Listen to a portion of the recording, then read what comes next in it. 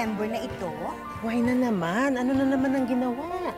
Alam niyo ba ang meaning ng mga agaw? Oh, Talo pa ang magnanakaw! may isang teacher na magnanakaw? Magnanakaw ng boyfriend. Excuse me. Ako ba ang tinutukoy niyo? Guilty ka? Hindi naman, Miss Berna. Marunong lang kasi ako makiramdam. Ang pangit naman na ang mga students natin, nire-respeto tayo. Pero tayong mga teachers, hindi marunong rumispeto sa kapwa natin. So kung gusto mo akong kausapin, nandito ako sa harapan mo. Wala akong sasabihin sa'yo.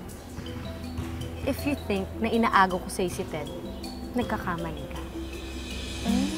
Siya pala yung teacher na magnanakaw. Obviously, parang siya.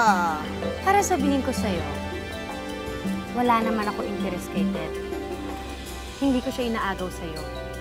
Kaya sayong-sayo na siya. Okay? Saksak mo pa sa baga mo.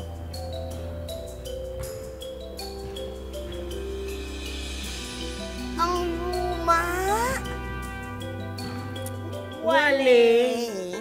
Eh, yan naman yata yung hilig ni Ted ngayon eh. Mga retro. Tara na. Halika na.